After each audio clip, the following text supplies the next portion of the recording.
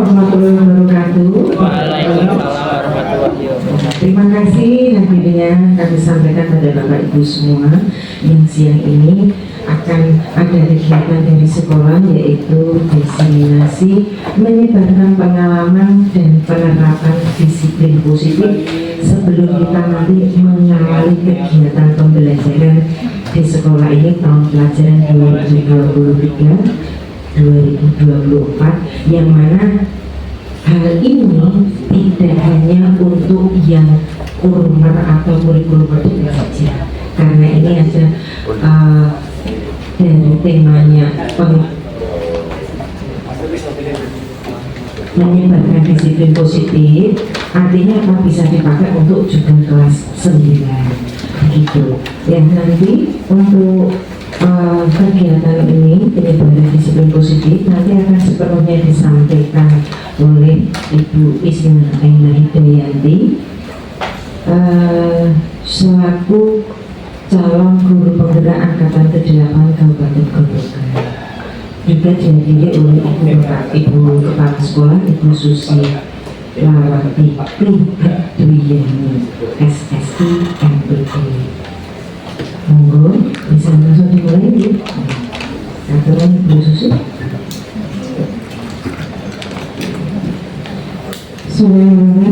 Assalamualaikum warahmatullahi wabarakatuh. Waalaikumsalam warahmatullahi wabarakatuh. Sehat Bapak Ibu? Alhamdulillah. Semangat pagi? Pagi. Ayo sekali lagi, yang semangat. Semangat pagi? Pagi. Terima kasih pada Bapak Ibu semua yang hadir.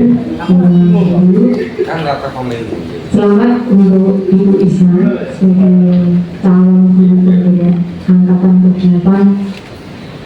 Kali ini kita akan mendapatkan diseminasi semacam titularking, penularan. Nah, karena ini hal yang positif, maka perlu kita ditular-tulari. Nah, untuk kegiatan pagi ini Bapak Ibu akan melakukan diseminasi tentang budaya positif ya. Nah, dari judulnya saja tentunya kita penasaran. Hal-hal yang positif tentunya kita ingin tahu dan ingin mendapatkan ilmunya. Nah, saat ini yang mendapatkan pengalaman langsung adalah Bu Isna, dan kita juga harus berterima kasih, kita harus semangat. Melalui Bu Isna kita pun akan mendapatkan pengalaman yang sama melalui Bu Isna. Mudah-mudahan pengalaman yang akan dibagikan Bu Isna ini nanti juga kita bisa implementasikan di kelas kita masing-masing. Tapi saat ini adalah tahun pelajaran baru 2023-2024, di mana selama 3 pekan kemarin siswa sudah rehat sejenak. Kita juga harapannya fresh dalam memasuki tahun pelajaran baru. Eranya berubah, maka kita pun harus berubah. Eranya kita harus mengikuti implementasi kurikulum merdeka. Kita pun juga harus mengikuti bagaimana mengaplikasikan atau mengimplementasikan kurikulum merdeka supaya kita tidak dalam tanda kutip malpraktek. Saya ucapkan selamat pada Bu Isna. Mudah-mudahan apa yang disampaikan nanti bisa membawa manfaat bagi perkembangan pendidikan khususnya di SMP Negeri 2 Porong. Syukur nanti teman-teman yang mendapatkan diseminasi bisa menularkan ke guru-guru lain di luar SMP Negeri 2. Demikian pengantar dari saya. Selamat untuk diseminasi, dan mohon Bu Isna jangan segan-segan untuk menularkan ilmu yang diperoleh. Semakin banyak ilmu yang diberikan, semakin membawa manfaat bagi banyak orang. Demikian apa yang kami sampaikan. Terima kasih atas kehadiran Bapak Ibu semua. Untuk bermulia. Wassalamualaikum warahmatullahi wabarakatuh. Waalaikumsalam warahmatullahi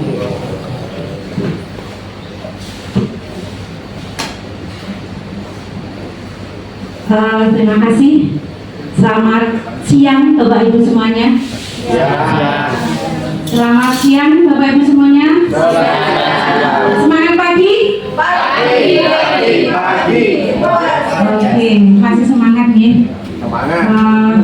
Alhamdulillah di siang hari ini sudah menjelang pukul 1:30.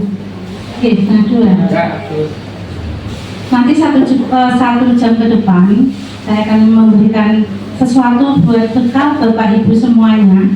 Ini kebetulan adalah hari pertama kita masuk sekolah. Jadi nanti yang saya sampaikan harapan kedepannya bisa Bapak Ibu gunakan ketika pertama kali masuk ke dalam kelas. Oke, di sini saya adalah calon guru penggerak angkatan 8 Kabupaten Grobogan. Dan di sini baru saya, jadi saya mohon dukungan, kemudian semangat, motivasi agar saya bisa sampai 6 bulan ke depan mengikuti kegiatan calon guru penggerak ini. Harapan saya ke depannya, apa yang saya peroleh dari pendidikan guru penggerak, nanti Bapak Ibu meskipun tidak mengikuti pendidikan akan mempunyai pemikiran yang sama seperti apa yang saya dapatkan, akan memperoleh wawasan sama seperti yang apa saya dapatkan. Visinya sama. Jadi di sini saya ingin menyatukan visi, menyamakan tujuan, karena kita berada pada kapal yang sama, yaitu kapal SMP Negeri 2 Toro, di mana SMP Negeri 2 Toro itu mempunyai slogan yang sangat bagus, yaitu juara, yaitu jujur, unggul, aktif, religius, dan apik. Dan ini saya sadari kemarin ketika saya mempelajari modul 1 di pendidikan guru penggerak sesuai dengan filosofi Ki Hajar Dewantara. Jadi di sini saya berdiri di sini intinya hanya berbagi apa yang sudah saya dapatkan selama mengikuti pendidikan guru penggerak 1 modul, Bapak Ibu. Baru dapat 1 modul, dan saya punya tugas untuk menyampaikan ke Bapak Ibu semuanya. Kalau saya tidak menyampaikan, saya juga tidak amanat lagi. Jadi di sini saya harus berbagi. Jadi di sini adalah desimasi aksi nyata modul 1.4, penyebaran, pengalaman, dan penerapan disiplin positif oleh saya, Isna Enandayanti dari SMP Negeri 2 Toro, calon guru penggerak angkatan 8 Kabupaten Grobogan. Ya, sebelum kita ke sini saya mau bercerita sedikit. Mohon konsentrasinya ya. Kita sebagai seorang kasir di sebuah supermarket. Untuk menjadi seorang kasir tentunya mempunyai kompetensi di bidang kekasiran. Kasir apa ya? Kasir gitu ya. Ya, keuangan. Kita dituntut untuk cermat, kemudian teliti, dan ramah kepada pelanggan atau konsumen. Nah, suatu hari ada seorang ibu ya dengan 2 orang anak kecil datang ke swalayan di mana kita bekerja. Si anak tadi mengambil 2 bungkus mie instan seharga 2.500. Konsentrasinya. Anak yang satunya lagi mengambil roti. Rotinya seharga 9.500 satu. Kemudian ibunya juga membawa dalam keranjang ada minyak seharga 1 liter itu 15.000. mengambilnya 2 botol. Selanjutnya, selain minyak yang diperlukan, dia juga mengambil 1 kilogram gula pasir seharga 14.000. Namun, masih ingat ya? Oke, pertanyaannya sekarang Bapak Ibu konsentrasi. Siapakah nama kasir tersebut? Oke ya, silakan Bapak Ibu konsentrasi. Saya kasih waktu 1 menit untuk memikirkan jawabannya. Allah. Tidak ada replay Bapak Ibu karena di awal saya sudah bilang konsentrasi. Oke, Bu Kresna yang paling depan ini pertanyaannya tadi, siapa nama kasir tersebut? Disebutkan di dalam ceritanya. Tidak tahu nama kasirnya karena tidak disebutkan dalam ceritanya. Yang disebutkan hanya anak, 2 anak, kemudian ibu. Menurut Bu Kris tidak tahu karena tidak disebutkan dalam cerita. Coba kita cek lagi yang ini yang kinis-kinis gitu. Ya nanti ya. Enggak. Siapakah nama kasir yang saya ceritakan barusan? Ini adalah uji konsentrasi buat kita. Mbak berdiri Mbak. Sahabat sekalian, ini adalah perkenalan mahasiswa dari UMS G. Rajab.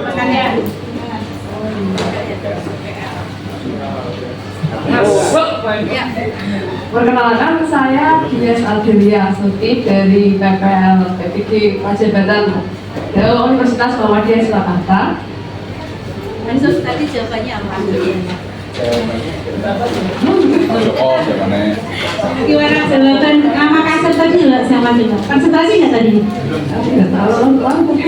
Oke, tidak terlalu konsentrasi Bapak Ibu ya. Oke, terima kasih. Jadi cerita saya ini sebenarnya kita pakai di awal pembelajaran biar apa? Kita mengantarkan anak itu konsentrasi.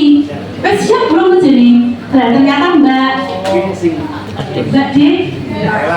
Sadi tidak konsentrasi, jadi bahasa tidak tahu siapa nama kasirnya, ya kan?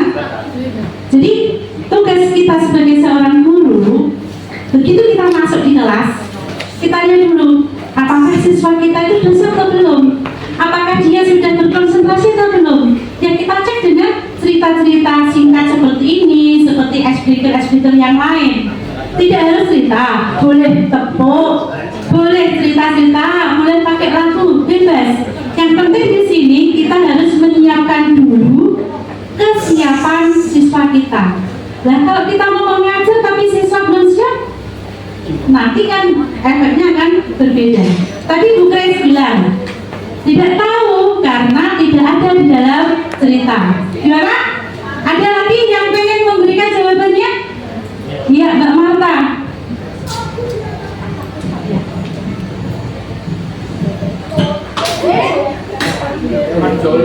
Nama kasirnya itu hitam. Di awal tadi kan diibaratkan kita adalah nama kasirnya itu kita, karena tadi di awal diibaratkan kita adalah seorang kasir. Iya, tepuk tangan buat Mbak Marta.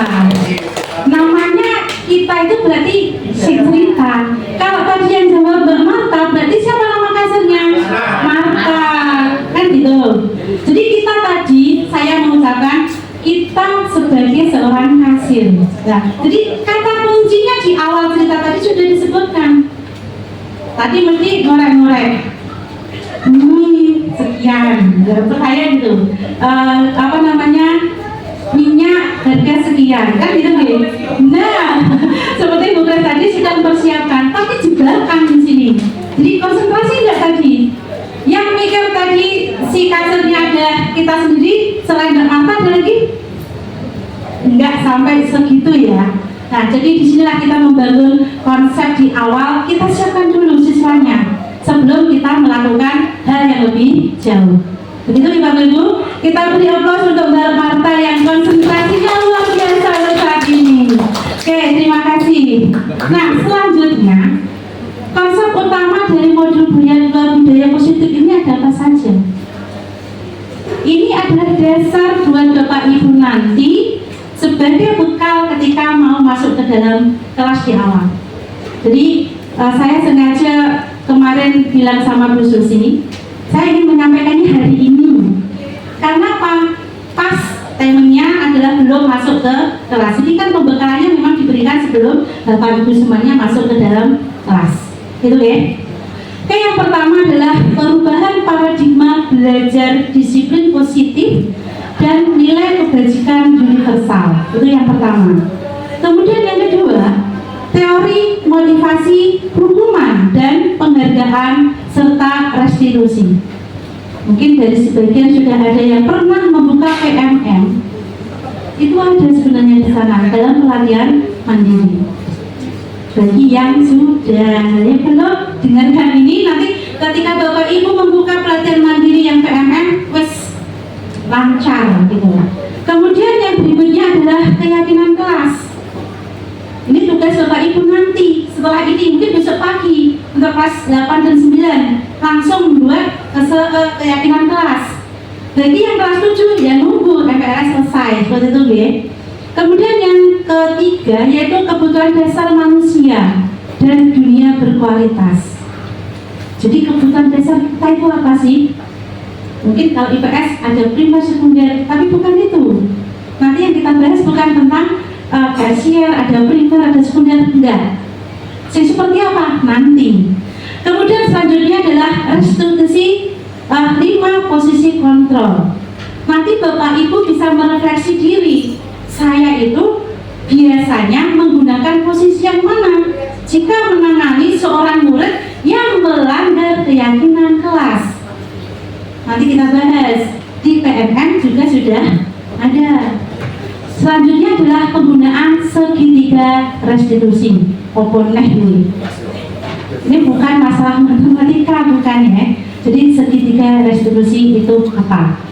Sebelum kita lanjut, mungkin sudah ada dari Bapak Ibu yang memahami tentang keenam itu yang saya sebutkan.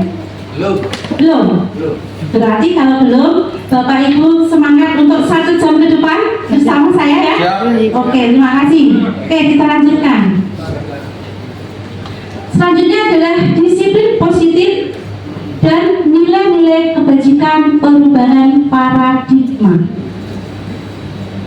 Sekolah kita sudah melaksanakan kurikulum merdeka tahun kemarin dan tahun ini di kelas 7. Tentunya Bapak Ibu sudah mengetahui paradigma pendidikan yang bagaimana yang dicetuskan oleh Ki Hajar Dewantara. Gimana? Ki Hajar Dewantara itu untuk paradigmanya di sini. Jadi semua siswa, setiap siswa itu berbeda. Setiap individu tidak sama. Jadi nggak mungkin kalau Bapak Ibu itu memaksakan Mbak Marta itu harus seperti Bu Rokmat. Nggak bisa. Karena Mbak Marta itu punya karakteristik sendiri. Bu Kris punya karakteristik sendiri. Jadi setiap siswa itu memiliki karakter yang berbeda-beda. Kita nggak bisa memaksakan si A harus jadi seperti ini, si B harus jadi seperti itu. Nggak bisa Bapak Ibu, karena karakteristik siswa adalah berbeda-beda. Jadi kemarin ketika Bapak Ibu mengikuti kegiatan workshop atau IHT, sudah dibekali dengan pembelajaran berdiferensiasi. Apa sih kuwi? Kemarin sudah sampai simulasi. Jadi harapannya nanti ke depan Bapak Ibu juga melaksanakan pembelajaran yang berbasis perbedaan pada anak. Inilah perubahan paradigmanya. Mungkin tahun yang lalu Bapak Ibu masih melakukan belajar itu berpusat pada guru. Ya Pak ya? Ya. Siapa yang kemarin sudah melaksanakan pembelajaran berbasis murid? Ya, berbasis murid dulu. Ya. Membuat murid senang, yang mengambil keputusan murid, semuanya murid. Apakah Bapak Ibu sudah melakukan hal tersebut? Nah, kalau memang belum, karena ini adalah paradigma baru, Bapak Ibu kedepannya nanti membuat pembelajaran yang berbasis pada murid atau pada siswa. Nah, di sini ke arah mana pembelajaran itu nanti? Tujuannya kemana tuh pengarahnya? Ke Profil pelajar Pancasila. Ada masih ingat? Profil pelajar Pancasila. Ada berapa itu? Nah, Iya, apa saja coba? beriman, Beriman, bertakwa kepada Tuhan yang Maha Esa. Pak Ali, bentar, biar Pak Ali yang apa menyebutkan. Yang dekat dengan mic. Yang tadi tema beriman kepada Tuhan Yang Maha Esa, mandiri, bernalar kritis, kreatif, bergotong royong, dan berkebinekaan global. Kita beri aplaus untuk Pak Ali. Terima kasih Pak Ali yang telah mengingatkan pada kita tentang profil pelajar Pancasila. Oke. Jadi mengarah dari pendidikan kita itu ke arah pendidikan karakter, yaitu nih pendidikan yang ke arah profil pelajar Pancasila. Oke, sekarang saya ingin Bapak Ibu menyobek secuil kertas. Ya, mulai. Siapkan satu, nggak usah satu lembar, cuy. Ya, cuy. Sama pennya silahkan. Siapkan selembar kertas kecil saja, itu bisa dibagi menjadi 6 atau berapa. Pokoknya Bapak Ibu siapkan selembar kertas kecil. Sudah? Semuanya ya?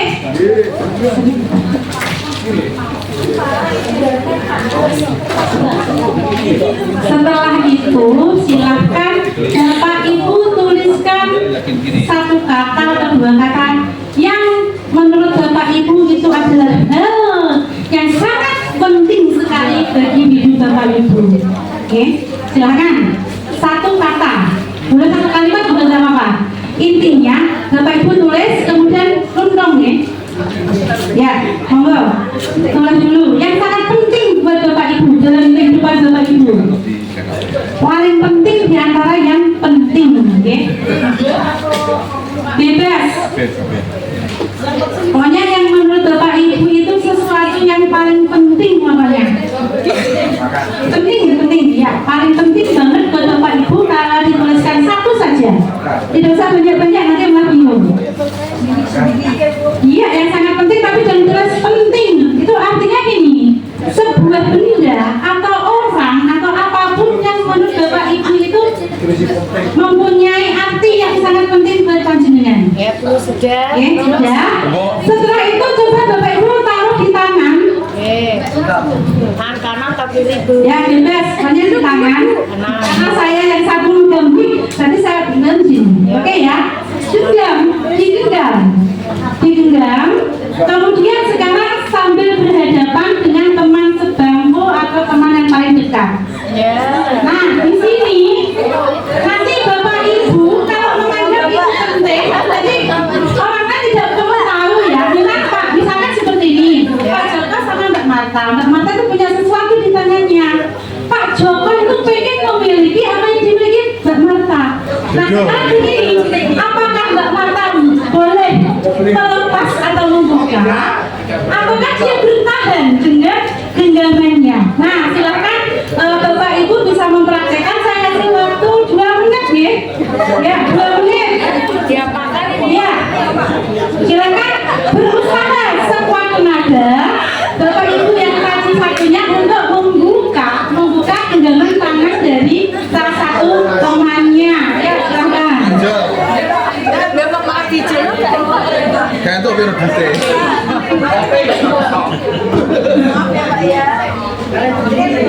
Ya,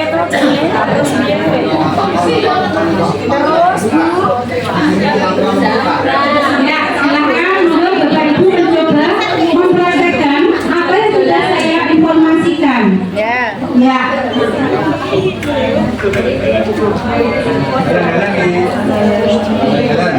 Oke, saya minta 2 orang untuk maju ke depan, Mbak Ninda sama Mbak Maya.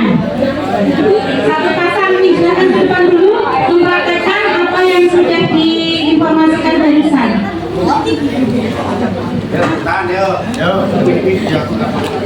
Mbak Ninda sebagai pemegang kepentingan tadi, Mbak Maya yang berusaha untuk pengen mengetahui atau memiliki yang disampaikan oleh Mbak Ninda. Silakan berusaha sesuatu ada tanganmu apa alasannya? Ya. Oke, silakan. Ratusan aja dikasih. Ya, terserah Mbak Ninda. Terserah Mbak Ninda ini mau gimana, terserah Mbak Ninda.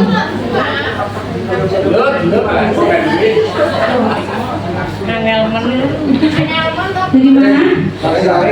Susah. Oke, susah. Oke, Bapak Ibu, mohon perhatian sebentar. Di sini simulasi 2 orang, yang satunya Mbak Ninda itu yang memegang sesuatu yang dipegang, ini diketahui oleh Mbak Maya. Ternyata Mbak Ninda tidak membuka. Mbak Maya sudah berusaha. Nah, sekarang kita mau mendengarkan alasan mengapa Mbak Ninda tidak mau membuka kepala tangannya. Monggo, Mbak. Disuruh beristirahat.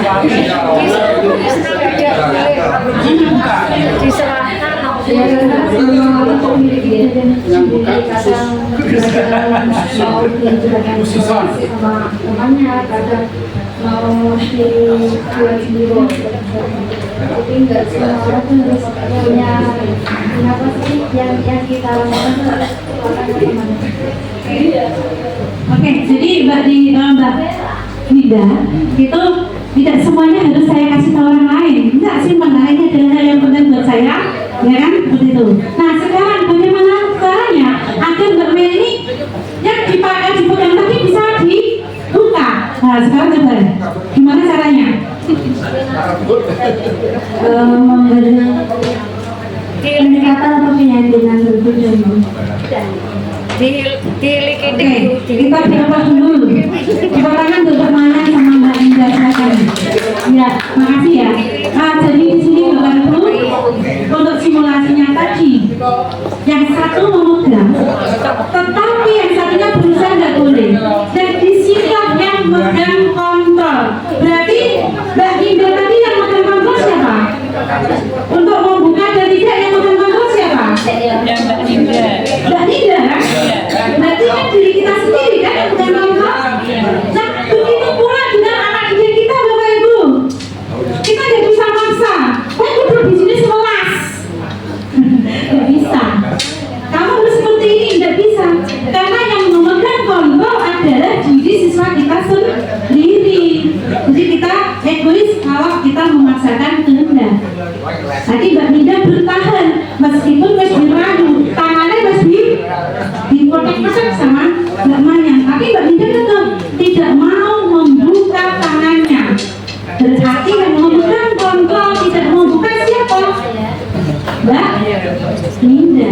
Begitu pula dengan siswa kita, Bapak Ibu. Dari ini sudah ada gambaran ke arah mana? Ke arah mana kita, Bapak Ibu?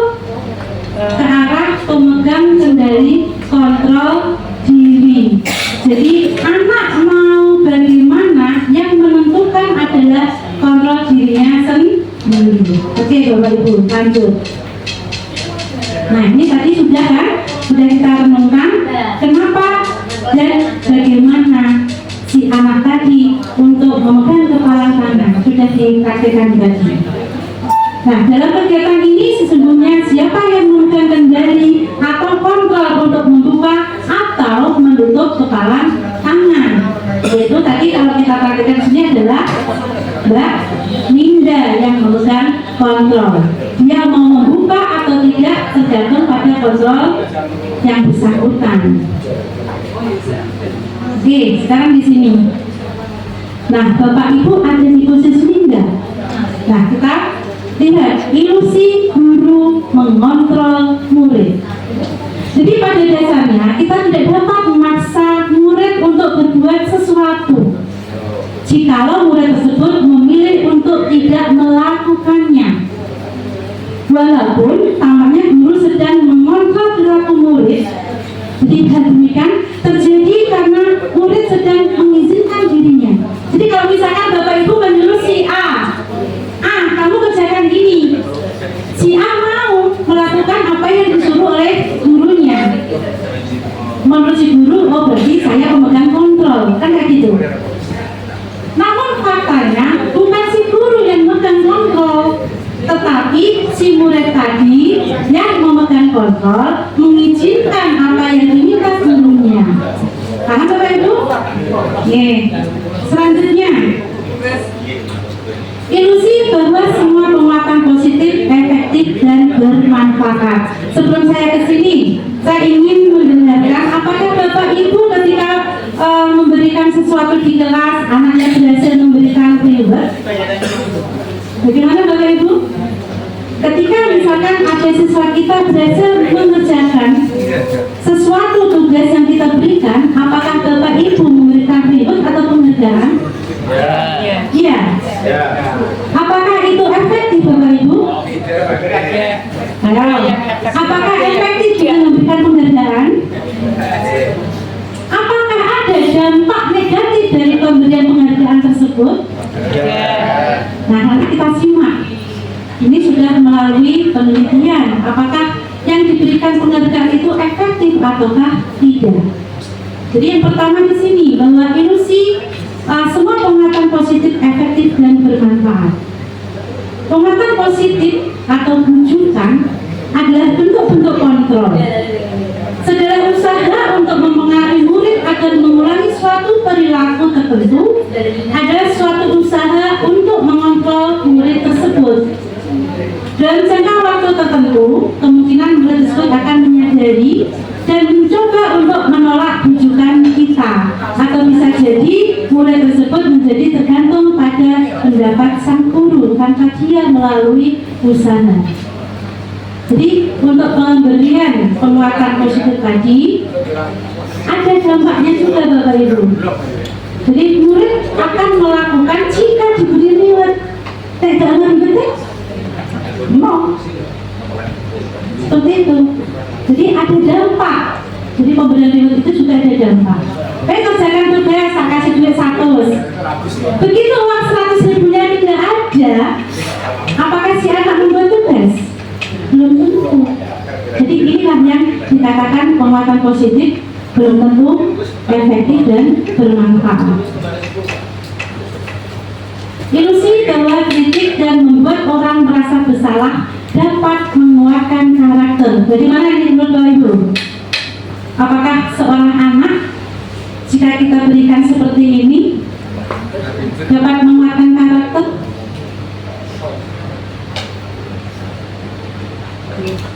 Oke, di sini untuk menggunakan kritik dan rasa bersalah untuk mengontrol murid menuju pada identitas gagal. Apakah itu menguatkan karakter buat anak? Biasanya saya jujur, kadang menggunakan ilusi seperti ini. Kalau kamu nggak belajar, kesak kayak orang tuamu. Nah, seperti itu kadang ya. Nah, di sini ilusinya, apakah itu menguatkan karakter? Itu malah enggak loh Bapak Ibu. Kadang anak terus merasa bersalah dan sebagainya seperti itu. Jadi nanti ada tahapan-tahapan bagaimana caranya untuk membuat anak melakukan budaya positif. Ini masih kulitnya masih jauh dengan suara yang halus. Ya, biasanya kan kalau kita mengemukakan seperti ini, bahasa yang kita kan halus tapi negatif. Seperti itu. Selanjutnya yang ini, ilusi. Ini masih ilusi bahwa orang dewasa memiliki hak untuk memaksa. Saya yakin Bapak Ibu adalah orang dewasa.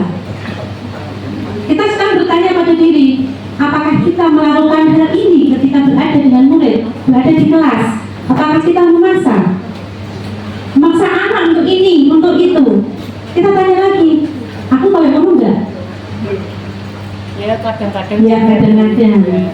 Jadi di sini banyak orang dewasa itu percaya bahwa kita itu memiliki tanggung jawab agar si A itu menjadi seperti si B.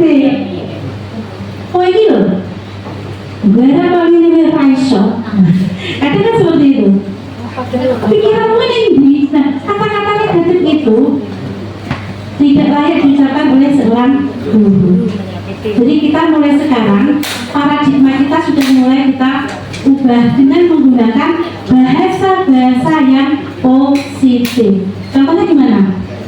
Bahasa positif itu. Bahasa positif contohnya gimana? Misalkan ada anak yang terlambat datang ke sekolah. Terus kata-kata kita gimana untuk membuat kata positifnya?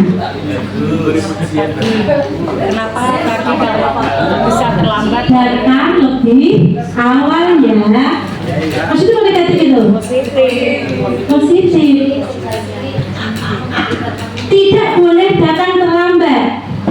Negatif. Nah, jadi di sini kita harus bisa memilah mana kata positif dan mana kata negatif. Jadi ini nanti tugas Bapak Ibu ketika masuk pertama di kelas untuk membuat keyakinan kelas nanti ya. Ya. Nah, sekarang di sini kita bisa berubah ya dari paradigma stimulus respon dengan pendekatan kontrol.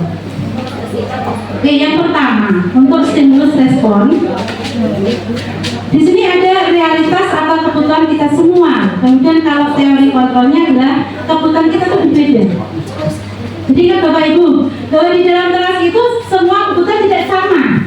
Anak kita 32, tentu kebutuhannya kemungkinan besar sudah 32, tidak satu kebutuhannya.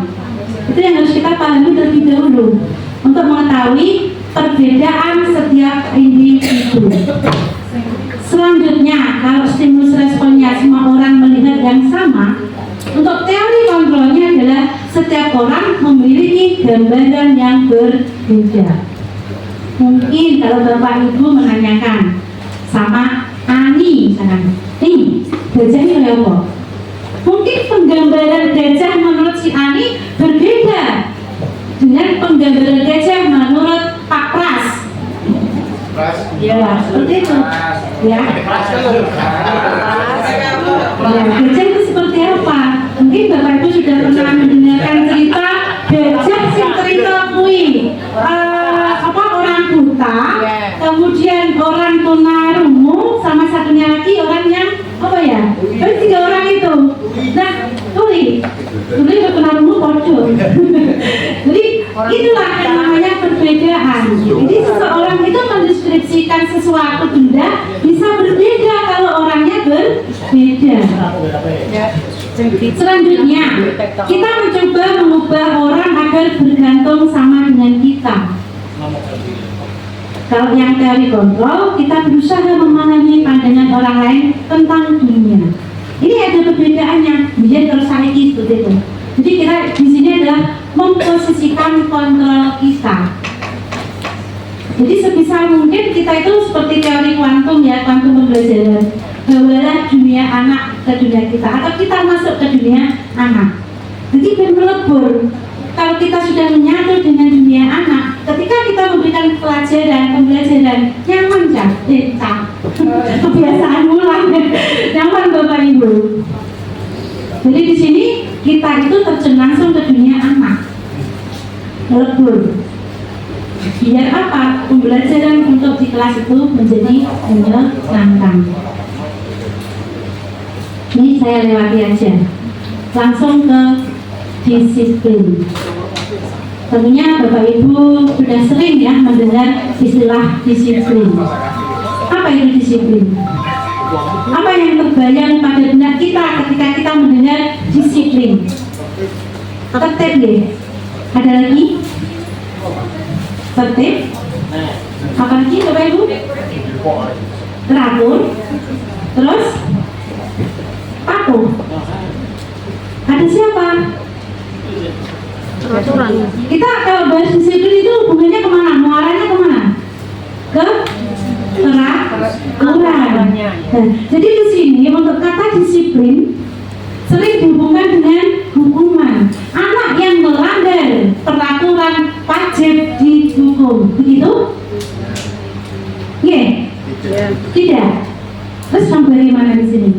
Apakah Bapak Ibu kalau misalkan melihat ada siswa yang terlambat datang langsung dihukum? Ya tidak Bu. Tidak ya? Gimana Bu? Ya melihat dulu apa penyebabnya dulu. Iya, Dan terus? mungkin karena di rumah membantu orang tua atau memang kemudian dia itu melakukan terlambat itu apakah hanya hari itu atau tiap hari, tentunya kita berbeda dalam menyikapinya. SP1, SP2, SP3. Iya, ini ada yang jawab SP1, SP2. Kemudian jadi mundur muda, menjadi itu alasannya apa? Ya. Baru kita Bisa kasih memberikan hukuman dia. tindakan, ya. Ya, jadi hukuman itu diberikan setelah kita mengetahui alasan si anak, itu ya Bu? Oke. Jadi intinya hukuman diberikan setelah kita mengetahui alasannya apa. Biar apa alasannya tahu hukuman apa yang diberikan tepat sasaran. Itu ya Bu ya? Betul? Betul ya? Nah nanti kita bahas lagi. Nah di sini untuk kata disiplin yang memang kalau kita dalam kehidupan sehari-hari itu sering dihubungkan dengan istilah hukuman. Padahal sebenarnya itu berbeda. Karena belajar tentang disiplin positif tidak harus memberikan hukuman. Justru itu adalah salah satu alternatif terakhir seperti apa yang dikatakan Bunda Mahmuda tadi. Hukuman itu diberikan terakhir setelah kita mengetahui alasannya itu apa. Boleh nggak tidak digunakan hukumannya? Bagaimana Bu Nur? Boleh nggak anak melanggar kesalahan tapi tidak diberikan hukuman? Boleh? Boleh. Lanjut. Nah, di sini kita akan membahas tentang disiplin menurut Ki Hajar Dewantara dan Dini Goshen. Menurut Ki Hajar Dewantara, disiplin itu adalah sebuah kemerdekaan. Disitulah harus ada disiplin yang kuat. Sungguh pun disiplin itu bersifat self disiplin, artinya kita sendiri yang mewajibkan disiplin. Pak Bagas tidak bisa menyuruh saya disiplin, tapi disiplin itu tumbuh saya yang menyuruh. Meskipun Pak Bagas misalnya ayo disiplin, tapi kalau saya tidak mau, bisa tidak memaksa? Enggak, karena ini adalah suatu kemerdekaan. Jadi disiplin itu adalah kita yang menyuruh, bukan orang lain. Ini menurut Ki Hajar Dewantara. Sedangkan menurut Dini Goshen, disiplin itu berasal dari bahasa Latin yaitu disiplin, yang artinya belajar. Kata disiplin juga berasal dari akar kata yang sama dengan disciple atau pengikut ataupun murid. Jadi untuk menjadi seorang murid atau pengikut, seseorang harus paham betul alasan mengapa mereka mengikuti suatu aliran atau ajaran tertentu, sehingga motivasi yang terbangun adalah motivasi intrinsik bukan ekstrinsik. Jadi contoh tadi Pak Bagas memberikan memaksa saya untuk disiplin, itu adalah contoh yang ekstrinsik, ya dari luar. Tapi yang paling utama adalah perintah diri saya sendiri, yaitu termasuk yang intrinsik. Nah, di sini hubungannya adalah dengan nilai-nilai kebajikan universal. Jadi menurut Ki Hajar Dewantara dan juga Dini Goshen, bahwa disiplin sebagai bentuk kontrol diri bahwa itu, yaitu belajar untuk kontrol diri agar dapat mencapai suatu tujuan mulia. Tujuan mulia di sini mengacu pada nilai-nilai atau prinsip-prinsip mulia yang dianut seseorang.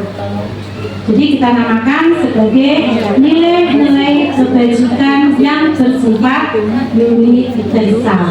Mungkin ada Bapak Ibu yang mau memberikan contoh kebajikan universal itu yang seperti apa? Nilai kebajikan universal. Apakah kita pernah melakukannya? Pernah mungkin, ya. Kebajikan secara Secara umum tentu kita sudah pernah melakukan. Cuman kadang kita tidak tahu. Oh ini tujuan yang disebut dengan kebajikan universal. Tadi sudah disebutkan sama Pak Ali. Salah satu contohnya. Masih ingat ya Bapak Ibu? masih Apa itu? Profil pelajar Pancasila. Itu adalah salah satu nilai kebajikan universal. Di luar itu juga masih banyak. Kata jujur itu kan juga nilai-nilai kebajikan. Begitu ya? Jadi intinya itu profil pelajar Pancasila itu ya stop dengan pembelajaran yang paling tepat saat ini, kurikulum merdeka. Nah, selanjutnya ada 3 motivasi perilaku manusia. Yang pertama, ini mohon Bapak Ibu ingat, nanti ada studi kasus yang bisa ditanyakan. Yang pertama adalah untuk menghindari ketidaknyamanan atau hukuman. Ini kurangnya. Yang kedua, untuk mendapatkan imbalan atau penghargaan dari orang lain. Yang ketiga, untuk menjadi orang yang merdeka ya. Yang merdeka atau yang mereka inginkan. Saya ingin seperti orang lain yang menginginkan saya itu seperti apa ya. Dan menghargai diri sendiri dengan nilai-nilai yang mereka percaya. Jadi di sini ada 3 perilaku. Manusia itu mempunyai 3 perilaku. Yang pertama untuk menghindari ketidaknyamanan. Yang kedua mendapatkan imbalan atau penghargaan orang lain. Yang ketiga menghargai diri sendiri. Saya ambil satu contoh Bapak Ibu. Kita memakai masker. Masih ingat ya? 2 tahun yang lalu ketika COVID melanda dunia dan di Indonesia ada sebuah peraturan jika kita diwajibkan untuk memakai masker. Begitu ya? Nah sekarang coba Bapak Ibu renungkan. Dari ketiga motivasi perilaku manusia, Bapak Ibu tentunya ketika keluar menggunakan masker kan? Ya, alasannya apa dari ketiga ini? Menurut Bapak Ibu memakai masker. Ya, Pak Dek coba Pak Dek, pernah pakai masker kan Pak Dek? Pernah. Alasannya berapa? Karena mengikuti protokol kesehatan karena sudah diajukan oleh pemerintah untuk P5 Ya. pakai masker, Mencuci tangan, jaga jarak. jaga jarak.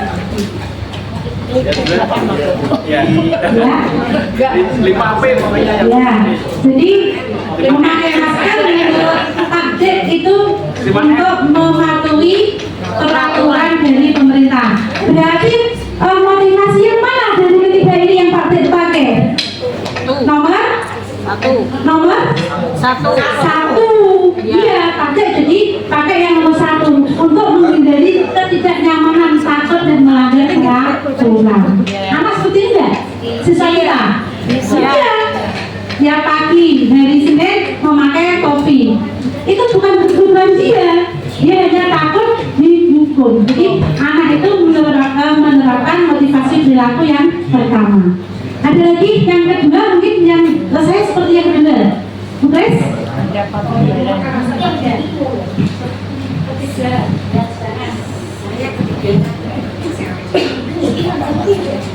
Kalau saya mungkin memakai masker motivasinya melindungi diri sendiri satu, terus menjaga orang lain supaya tidak tertular virus yang pada saat itu ada itu.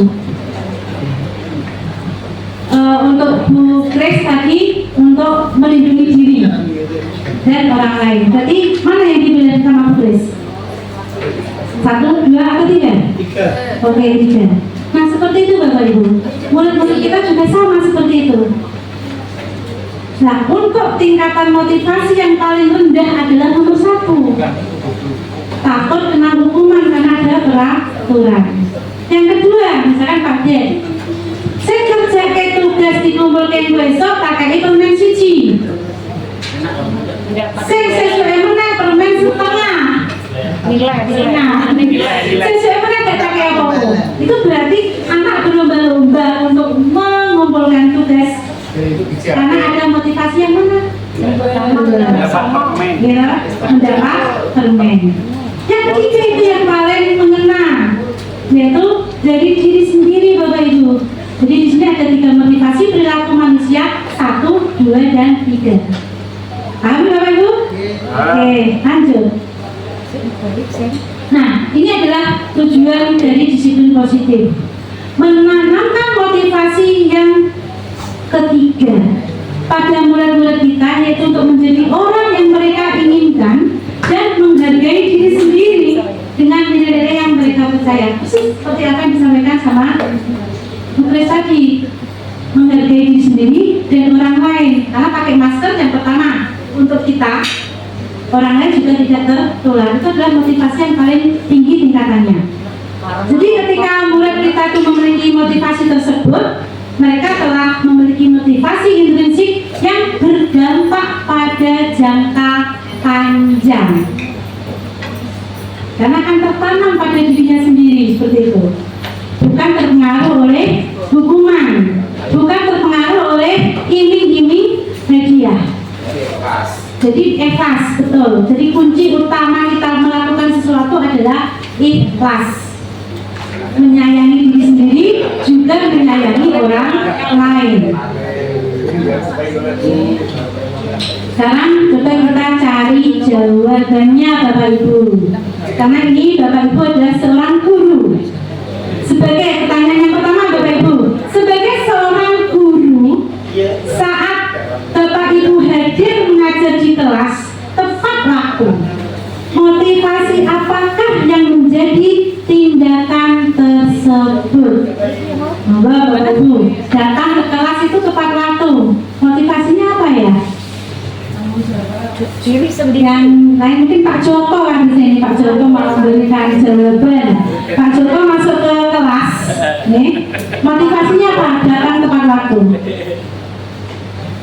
Yang pertama, karena itu tanggung jawab.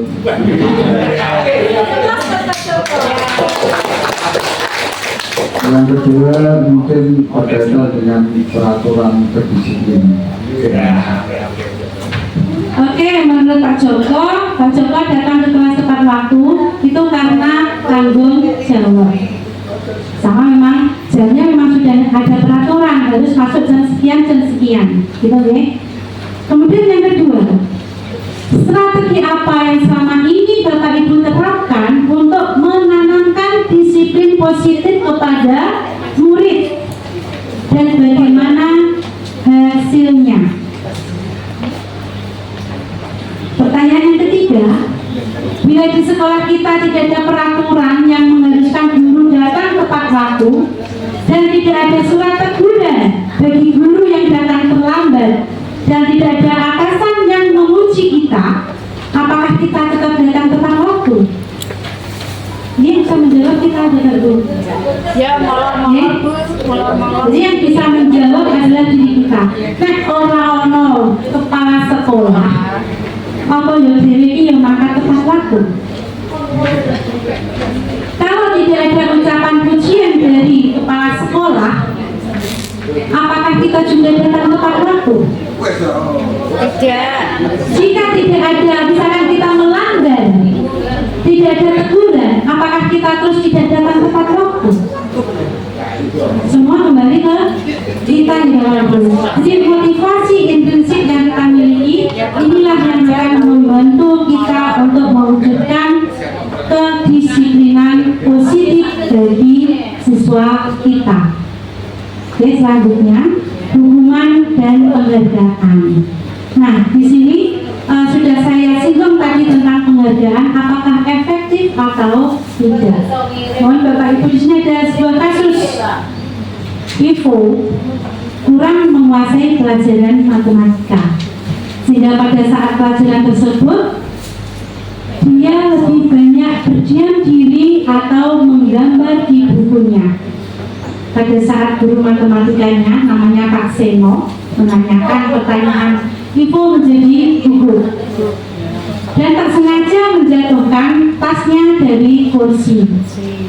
Tiba-tiba dia menjadi gagap pada saat berupaya menjawab. Seluruh kelas pun tertawa melihat perilaku si Ivo yang bicara gagap dan terkejut tersebut. Pak Seno pada saat itu membiarkan teman-temannya menertawakan Ivo yang tergagap. Tentunya si Ivo akan menjadi malu. Kemudian Pak Seno malah menyuruh si Ivo untuk maju ke depan dan berdiri di depan kelas sambil menunjuk hidungnya karena tidak bisa menjawab pertanyaan Pak Seno. Otomatis kelas semakin riuh karena melihat tingkah si ibu yang memegang hidung. Pernahkah Bapak Ibu melakukan hal seperti Pak Seno? Artinya ketika kita memberikan pertanyaan, ada siswa tidak bisa menjawab, kemudian menyuruh siswa ke depan, entah itu dengan mengangkat kaki satu, atau jeler kuping, atau melakukan sesuatu yang di depan kelas, atau memberikan hukuman fisik di depan kelas. Pernah? Tidak pernah ya? menyakiti Iya, perasaan. itu menyakiti perasaan. Betul, Bu. Jadi rendah diri. Iya. Jadi menurut Bapak Ibu, Pak Seno tadi gimana? Ya, kurang Tidak benar ya, kurang tepat. Karena ada beberapa hal membuat si Ivo nanti yang pertama akan merasa rendah. minder, ramukan, kemudian ijek diguyu karo koncone, kemudian suruh maju dengan megang telinga, otomatis itu akan malu, mempermalukan diri, Memperbesar kemaluan. memperbesar itunya gitu ya. Nah, iya, betul kata Bu Grace. Semakin tidak suka dengan matematika, malah mematikan kan, mematikan apa yang seharusnya dia bisa jadi tidak bisa. Dia pertama mungkin ya malah membenci Pak Seno. Tidak ada semangat lagi belajar matematika karena Pak Senonya seperti itu. Yang kedua, tes matematika angel, gula pena, biji larang, bagus nggak kayak gitu ya, bagus ya. Bagus itu jangan memberikan nilai yang mahal, murah banget, karena bagus. Kata-kata yang Iya, kata-kata sudah. ya. Berarti secara tidak langsung Pak Seno ini melakukan dosa pendidikan ya, merundul. Jadi si ibu ini dirundung apa namanya itu? Perundungan namanya itu. Dan itu Bapak Ibu ketahui, kelak si ibu itu akan mengendap apa yang dialami ketika dia berada di sekolah pada Pak Seno itu akan menjadi catatan sampai dia itu tua. Saya pernah dilakukan seperti ini oleh Pak Seno. Jadi rekaman itu akan ada terus di benaknya si ibu. Jadi kalau ini mungkin saya yakin ya Bapak Ibu di SMP 2 Toro tidak akan ada yang seperti Pak Seno. Oke, selanjutnya. Nah, di sini ada dua hal tentang rekomendasi. Jadi sudah saya tanyakan, apakah Bapak Ibu setuju dengan tindakan Pak Seno? Jawabannya tidak. Menurut Bapak Ibu, apakah tindakan Pak Seno terhadap Ivo sebuah hukuman ataukah konsekuensi? Ada dua di sini, konsekuensi dan hukuman. Pak Seno tadi kan memberikan pertanyaan, si Ivo tidak bisa menjawab, kan gitu nih. Kemudian si Ivo disuruh maju sambil megang hidung. Nah itu merupakan hukuman ataukah konsekuensi? Ya, Bapak Ibu pilih salah satu, hukuman ataukah konsekuensi? Bingung? Bingung nih? Nah di sini nanti saya buka PPN ya, biar Bapak Ibu bisa menjawab. Nah ini yang membedakan antara hukuman, konsekuensi sama restitusi. Itu kurang bingung. Jadi kalau hukuman itu sifatnya menyakitkan Bapak Ibu, kemudian tidak nyaman untuk anak, kemudian anak akan tersakiti, terus perilakunya nanti akan menjadi pasif atau agresif. Itu adalah efek dari hukuman. Bagaimana kalau konsekuensi?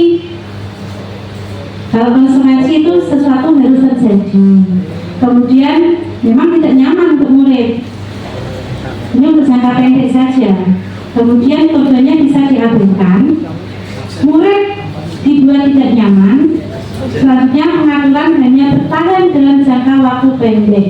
Jadi kalau Pak Seno tadi masuk yang mana Bapak Ibu?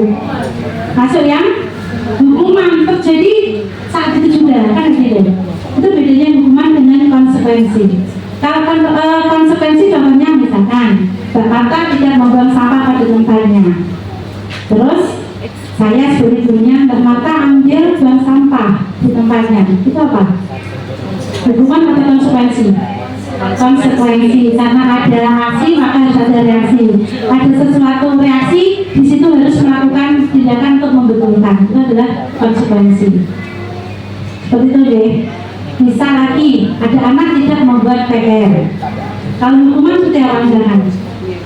Maka nggak buat PR, keluar. Itu hukuman atau konsekuensi? Hukuman. Ternyata senang mengganting, asik kalau nggak untuk melu pelajaran. Itu hukuman Bapak Ibu. Setelah itu seminggu, misalkan ya. Sesuanya aku mau pelajaran musnah. Nah, itu ada denda untuk kejikan hukuman. Tapi kalau misalkan Mbak Marta nggak bisa MPR ya?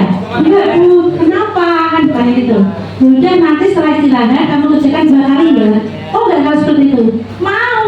Itu adalah suatu bentuk apa berarti? Konsekuensi. Beda antara hukuman dan konsekuensi. Jadi harapan ke depannya Bapak Ibu kalau ada anak yang tidak mengerjakan PR atau melanggar keyakinan kelas, jangan diberi hukuman. Apakah konsekuensi? Boleh, tapi kalau yang paling bagus adalah restitusi. Jadi anak sendiri nanti akan menemukan solusinya untuk memperbaiki diri. Guru tinggal tanya-tanya saja. Nanti akan saya perlihatkan contoh pelaksanaan segitiga restitusi yang saya lakukan.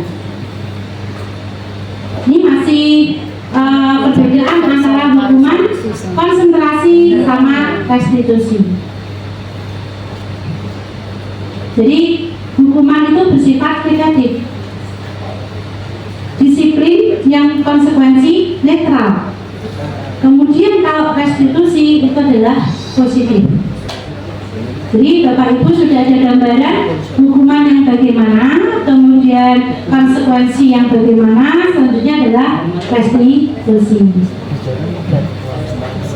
Ini masih perbedaan juga, karena memang banyak sekali perbedaan antara hukuman, konsekuensi maupun restitusi. Nah, sekarang kita renungkan. Setujukah Bapak Ibu guru dengan pendapat bahwa memberikan penghargaan sama dengan menghukum seseorang? Setuju atau tidak? Setuju. Ya, memberikan penghargaan itu artinya sama dengan menghukum seseorang. Setuju atau tidak? Tidak setuju. Berarti menganggap bahwa penghargaan bukan menghukum seseorang. Seperti itu nggih? Ya. Ya, saya ulang sekali lagi. Apakah Bapak Ibu setuju dengan pendapat ini?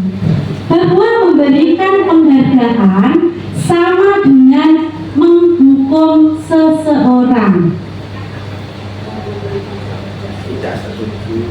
Tidak setuju. Pak Slamet tidak setuju. Yang tidak setuju berapa orang? Coba tunjuk jari. Tidak setuju. 1, 2, 3. Bunur, sini Bunur, bisa memberikan tanggapan kenapa kok tidak setuju?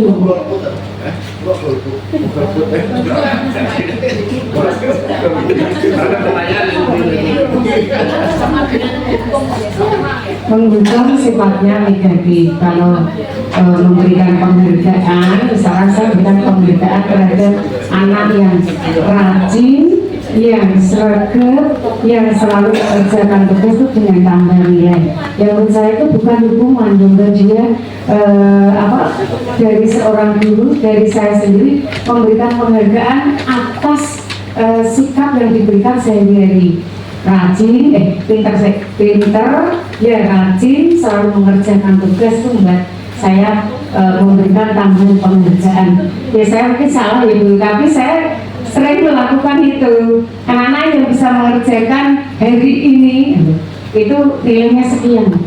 yang besok saya kurangi gitu. Nah, kalau itu merupakan suatu hukuman, kalau menurut saya ya tidak. Entah nanti aku berpikirnya seperti apa ya Bi ya. Itu jawaban saya. Ya, Bu Nur tadi sudah berargumentasi bahwa penghargaan itu bukan hukuman, gitu ya. Jadi tidak setuju dengan pendapat ini. Mungkin ada yang setuju dari Bapak Ibu? Pak Bagas golput ya tadi. Pak Bagas? Setuju? Orang tidak setuju? Ini bahasa campur-campur. Belum bisa menentukan. Belum bisa menentukan pilihan. Namanya belum dapat. Karena belum dapat pilihannya.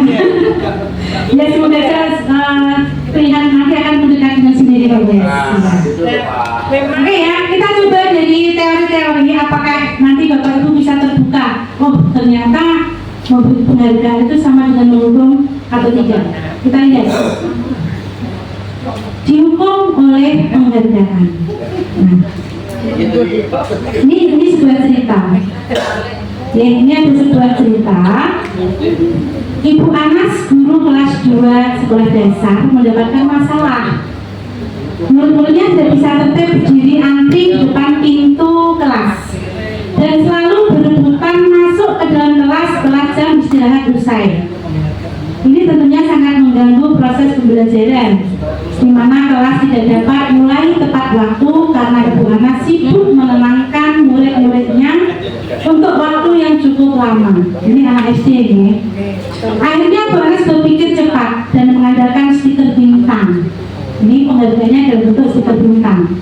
Setiap murid-murid akan masuk kelas usai jam istirahat, Bu Anas akan mengunjungi muridnya dengan stiker bintang. Siapa yang dapat berdiri lurus dan berbaris rapi antri di depan kelas dapat bintang dari Bu Anas. Katanya, sebagian besar murid-murid menyambut tantangan tersebut dan langsung berdiri rapi di depan pintu agar mendapatkan stiker bintang. Hal ini dilakukan terus oleh Bu Anas hingga beberapa minggu dan hasilnya cukup memuaskan. Anak-anak antri di depan kelas. Sampai suatu saat Bu Anas sakit dan terpaksa diganti oleh Pak Heru. Mana nih Pak Heru?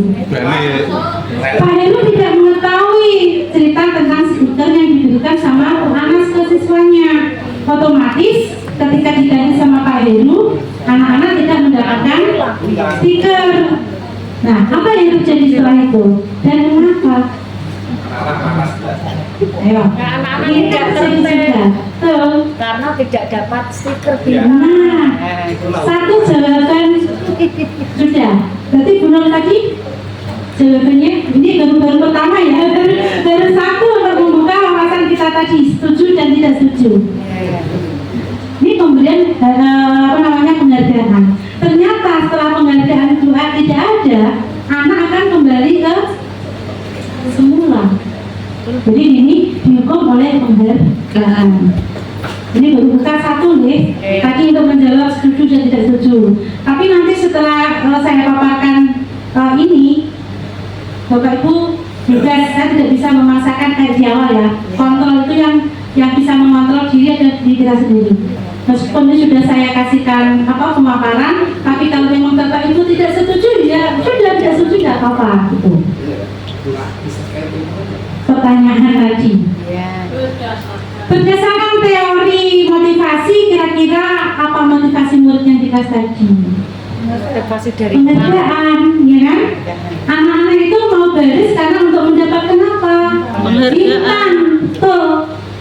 Begitu Pak Heru sudah berbintang, kayak bintang apa baris?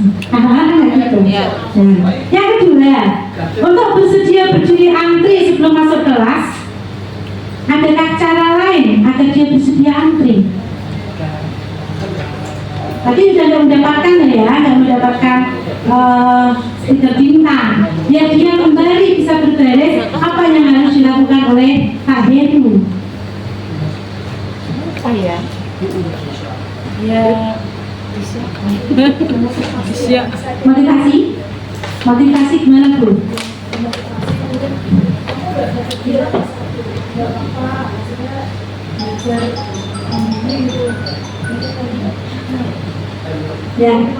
Ya, ini karena mic-nya cuma satu, saya mengulang jawaban dari Bu Grace, diberikan motivasi.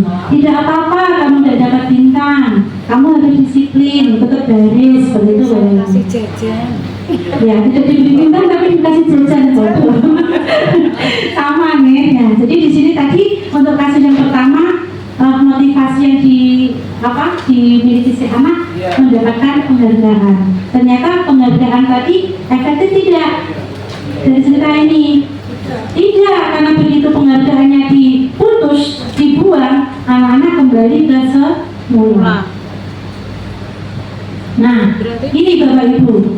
Jadi untuk menjawab tadi apakah setuju dan tidak, di sini kata kuncinya bahwa penghargaan itu tidak efektif. Contohnya yang tadi, merusak hubungan. Contoh, kok bisa merusak hubungan? Misalkan ketika kita memberikan penghargaan di kelas, siswa peringkat 1 diberi uang 50.000, siswa peringkat 2 tidak diberi. Kira-kira selisihnya misalkan hanya 1 angka. Ada rasa iri enggak? Iri. Iya. Nah, iri terus gimana? Harusnya Ya kan pasti nolak. Ayo juga dua orang. Berarti merusak hubungan. Yang kedua, ya. Ada timbul rasa iri di hati yang tidak mendapatkan penghargaan. Lalu aku ngerjain orang tiga yang boleh, ya kan? Iya. Yang kedua, mengurangi kecepatan. Kadang yang sudah diberikan penghargaan tadi tahap paling so, jadi alon-alon. Sedangkan yang lainnya terus mau apa tiga yuk, lampu cepet-cepet. Jadi dia mengurangi kecepatan. Selanjutnya menurunkan kualitas. Karena sudah merasa aku paling juga iso kok berani ke opo-opo. Ada salah-salah, yang penting memboleh tugas. Kata dia benar ya. Misalkan mungkin untuk anak yang dari pertama tak kasih nilai 50, tapi sih agak low, artinya kurang gitu. Kurang kan menganggawe dari pertanyaan yang mungkin saya sudah iso gak mampu. Aku gak mampu. Gitu. Otomatis sudah pikiran, lah ngaku juga iso ngumpul dari pertama ya. Ya wes lah aku ngumpulnya sesuk sak-sak itu berarti kan kualitasnya menjadi turun. Yang ketiga, mematikan kreativitas. Nah, di sini kreativitas anak kan berbeda-beda. Kalau dia sesuai dengan penghargaan dari si guru, dia akan mengikuti guru nih. Kowe nek gawe ini kaya iki dijemu iki. Jadi kan kreativitasnya beda. Ya kan guru? Kamu membuat warnanya merah, gurunya akan merah, anaknya membuatnya tugasnya merah, kreativitasnya tidak akan muncul. Jadi untuk penghargaan di sini yang berikutnya adalah mematikan kreativitas. Kemudian menghukum Bapak Ibu. Seorang anak misalnya ranking 1, siswa ranking 1, saya semester 1 ranking 1, semester 2 nya tidak jadi ranking 1, rasanya beda nanti. Di sini minggu meneh gitu, terus dia menghukum. Besok betul ranking 1, itu nggak ranking 1, dia akan merasa kayak terhukum. Wah, aku nggak bisa ranking 1, dia merasa seperti itu. Selanjutnya motivasi dari dalam diri itu yang paling utama adalah selanjutnya. Nah, ini yang mungkin menurut Bapak Ibu adalah hal yang baru, restitusi. Ya, restitusi. Sebagai seorang guru, ketika murid kita melakukan kesalahan, tindakan mana yang akan Bapak Ibu lakukan? Ini ada beberapa pertanyaan Bapak Ibu. Dan ini tentunya menjadi makanan kita sehari-hari Bapak Ibu. Anak-anak salah dan dia salah. Sebagai seorang guru, apa yang harus kita lakukan? Biasanya bagaimana Bapak Ibu menemukan seorang anak yang melakukan kesalahan? Coba yang pertama, menunjukkan kesalahannya dan memintanya melihat kesalahannya baik-baik. Apakah seperti itu? Yang kedua, mengatakan begini, kamu seharusnya tahu bagaimana kamu seharusnya bertindak. Seperti itu? Katakan kata yang ketiga, mengingatkan murid kita akan kesalahan yang Pertanyaan yang keempat, kenapa kamu melakukan sesuatu yang seharusnya tidak kamu lakukan? Dan yang terakhir, mengkritik dan mendiamkannya. Dikritik bagi ketika itu dijarke, lalu ini seperti itu dilendeng ini sakit ya. Nah ini bisa Bapak Ibu nggak usah dijawab, nggak apa-apa, cukup dijawab dengan hati, aku pakai yang mana ya? Gitu ya, untuk memperbaiki diri kita nanti malam sambil nilai saya itu yang mana ya, kelompok guru yang mana seperti itu. Yang pertama. Nah, ini Bapak Ibu, restitusi itu apa? Restitusi itu menciptakan kondisi bagi murid untuk memperbaiki kesalahan mereka, sehingga mereka bisa kembali pada kelompok mereka dengan karakter yang lebih kuat. Jadi di sini untuk restitusi itu membantu murid menjadi memiliki tujuan, disiplin positif, dan memulihkan dirinya setelah berbuat salah. Kita yakin kok siswa kita itu nggak ada yang selalu benar. Yang paling apik pun mungkin pernah berbuat salah. Nah, tugas kita melakukan pendekatan melalui segitiga restitusi. Apakah itu? Ini nanti langkahnya seperti apa? Ini besok Bapak Ibu lakukannya loh. Iya. Ini memang sengaja saya berikan di awal untuk memberi gambaran Bapak Ibu jika suatu saat menemukan hal-hal tersebut, apalagi sebagai wali kelas. Masalah itu timbul tenggelam, timbul lagi, mati satu, timbul sejuta, begitu. Nah, Bapak Ibu, di sini adalah ciri-ciri restitusi. Yang pertama, untuk belajar dari kesalahan. Yang kedua, memperbaiki hubungan. Yang ketiga, tawanan bukan paksaan. Kemudian mencari kebutuhan dasar yang mendasari tindakan. Keenam, pada karakter bukan tindakan. Fokus pada solusi dan mengembalikan murid pada kelompoknya. Oke, selanjutnya adalah keyakinan kelas. Yakin ya Bapak Ibu? Ya. Ini adalah bekal buat Bapak Ibu sebelum terjun besok, mulai besok pagi. Ada pertanyaan pemantik. Mungkin Bapak Ibu selama ini tahunya adalah peraturan kelas. Ya. Iya. Membuat peraturan kelas. Tapi di sini kenapa kok keyakinan kelas, bukan peraturan kelas? Selanjutnya, mengapa adanya keyakinan kelas penting untuk terbentuknya sebuah budaya positif? Bagaimana mewujudkan sebuah keyakinan kelas yang efektif? Ini tugas Bapak Ibu guru ketika besok mendampingi anak-anak sebelum melangkah lebih jauh. Jadi besok Bapak Ibu masuk, buat aja dulu keyakinan kelas. Nanti ditempel, caranya ditempel di papan pengumuman atau dipakai kanvas yang cantik, terus dia dicetak dalam banner. Jadi nanti anak-anak silakan bisa melihat, ini loh keyakinan kelas saya. Berarti saya harus yakin. Nanti perbedaan yakin dan peraturan saya kita lihat selanjutnya. Nah, ini sudah bersama dengan tadi yang masker sudah dijawab ya. Saya berikan di awal. Mengapa kita memiliki peraturan tentang penggunaan masker dulu dan cuci tangan? Masih ingat tadi jawaban dari Bu Kris? Yang memakai masker melindungi diri. Berarti di sini Bu Kris yakin apa tak peraturan? Yakin ya. Jadi di sini Bu Kris memiliki keyakinan jika memakai masker maka akan terhindar dari virus. Bukan karena adanya peraturan maka menggunakan masker. Nah, menurut Bapak Ibu, kuat mana antara taat peraturan dan keyakinan? Keyakinan.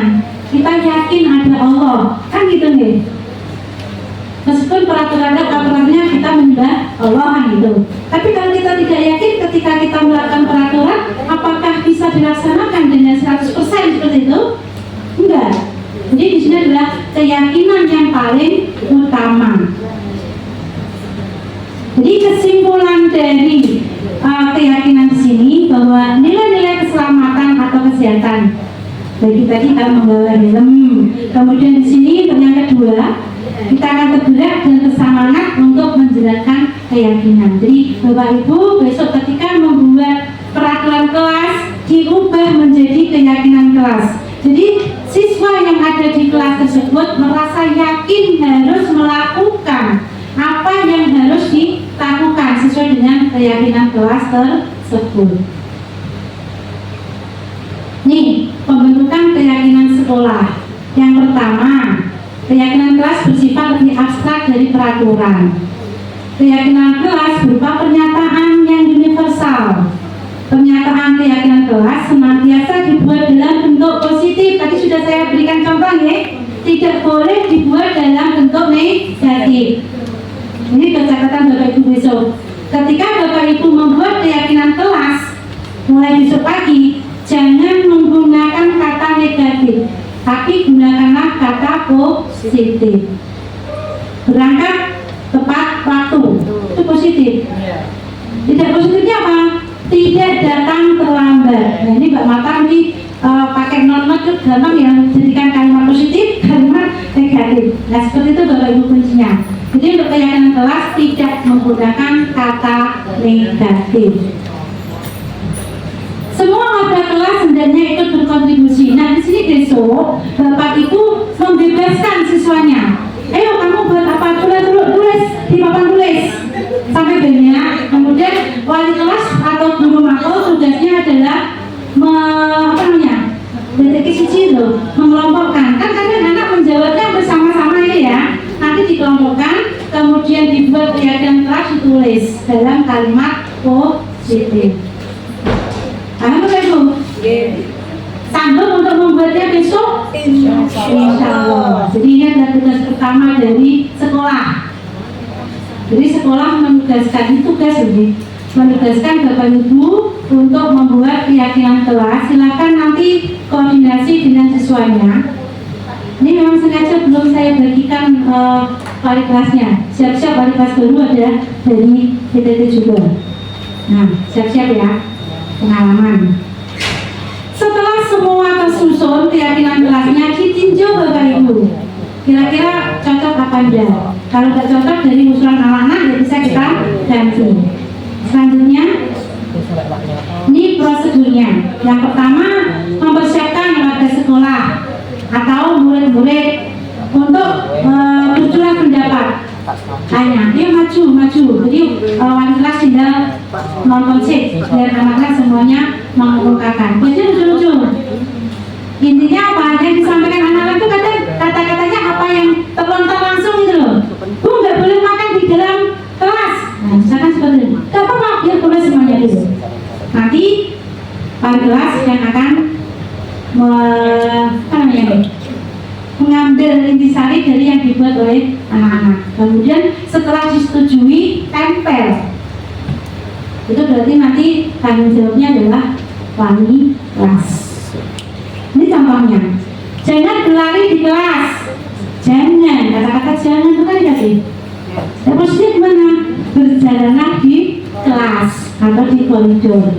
Jadi kata jangan berlari diganti berjalan. Ada gambaran untuk membuatnya besok Bapak Ibu? Oke, siap. Ini tadi sudah. Endingnya adalah ditempel di dinding agar anak-anak setiap hari bisa melihat keyakinan yang telah disepakati di kelas tersebut. Nah, contoh keyakinan kelas ini hanya saya buatkan 3, nanti banyak kok. Disiplin waktu. Disiplin waktu sudah mengcover apa? Datang tepat waktu, pulang tepat waktu, mengerjakan tugas sesuai dengan waktu. Itu sudah semuanya. Berkomitmen terhadap tugas, saling menghormati. Nah, ini baru 3. Besok Bapak Ibu boleh kok 10. Ini hanya salah satu contoh. Selanjutnya 5 kebutuhan dasar manusia. Masih banyak, tidak apa-apa nih. Nih, ketika seorang murid melakukan suatu perbuatan yang bertentangan dengan nilai-nilai kebajikan atau keyakinan kelas yang sudah dibuat, itu artinya mereka gagal memenuhi kebutuhan dasar mereka. Nah, setuju nggak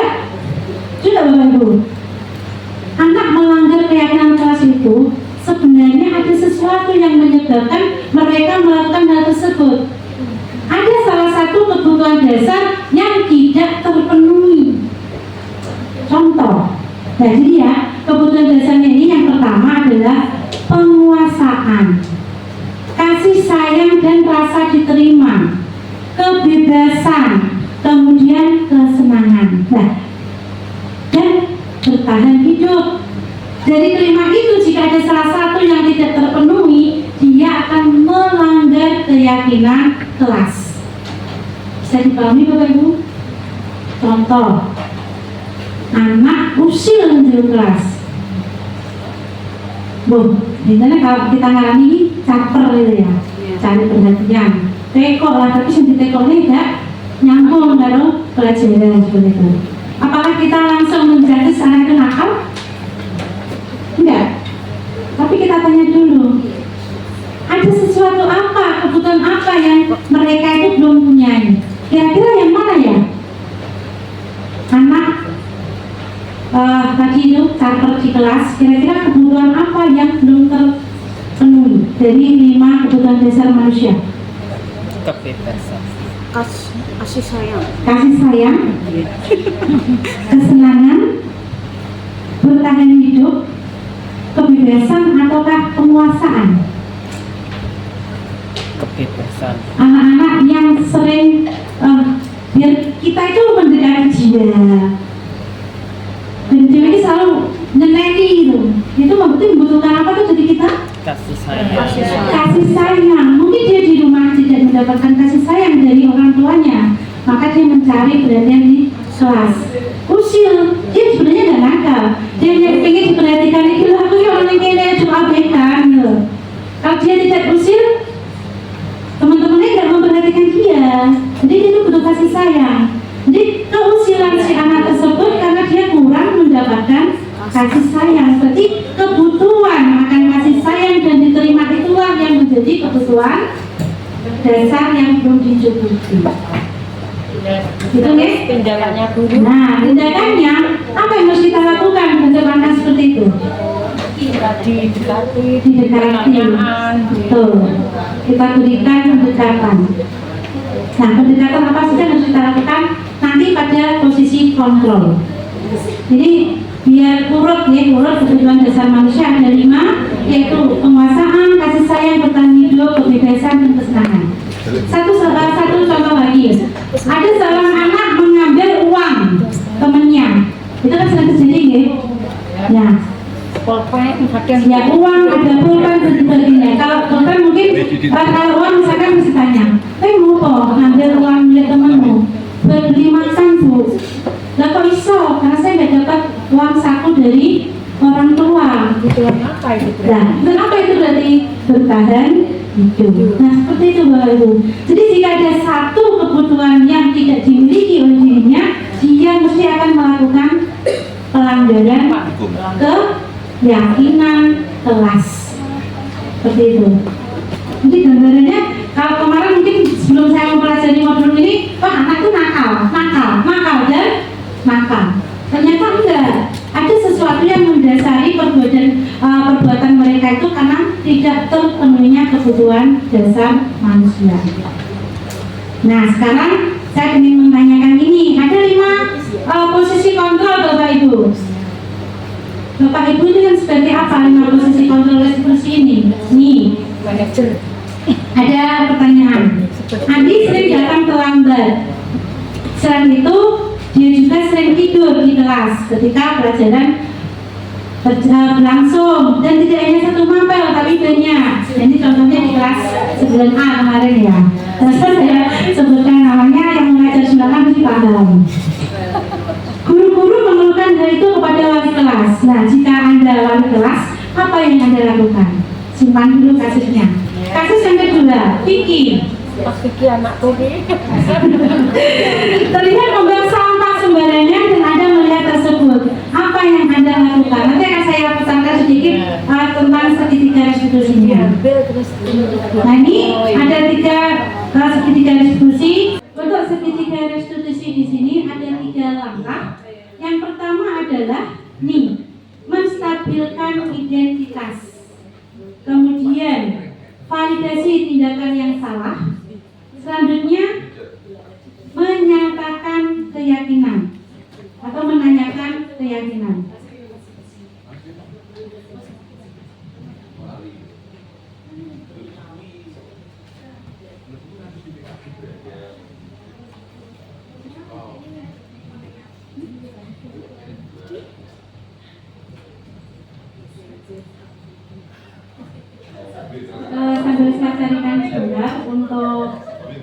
kegiatan ini.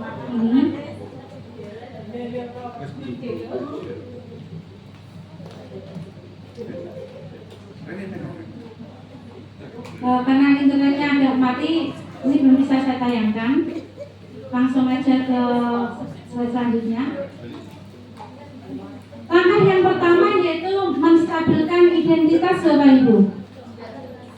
Jadi di sini untuk menstabilkan identitas, yaitu mengubah identitas anak dari orang yang gagal karena melakukan kesalahan menjadi orang yang sukses. Berdasarkan prinsip membuat kesalahan adalah bagian dari proses pembelajaran. Nah, di sini ada kata-kata yang bisa kita pakai ketika kita menanyakan identitas atau tahapan identifikasi. Ini kata kunci yang saya pakai. Misalnya Bapak Ibu besok kalau pas melakukan segitiga restitusi, kata-kata ini yang bisa dipakai. Setelah kita ngomong-ngomong tentunya ya biar tidak ini tok yang kita ucapkan. Berbuat salah itu tidak apa-apa. Tidak ada manusia yang sempurna. Ibu juga pernah melakukan kesalahan yang sama seperti yang kamu lakukan dulu. Kita bisa menyelesaikan ini. Nah, jadi kata-kata itu kita pakai ketika kita melakukan pada tahap identifikasi. Kamu berhak merasa seperti itu. Nah, kata-kata ini dipakai pas kita menghadapi anak, kita panggil ya, tidak dilakukan di depan kelas, tapi kita panggil ke ruang guru. Langkah selanjutnya adalah validasi tindakan yang salah. Jadi berdasarkan prinsip atau setiap perilaku berupaya memenuhi suatu kebutuhan tertentu. Guru akan bergeser dari pemikiran stimulus respon menjadi proaktif.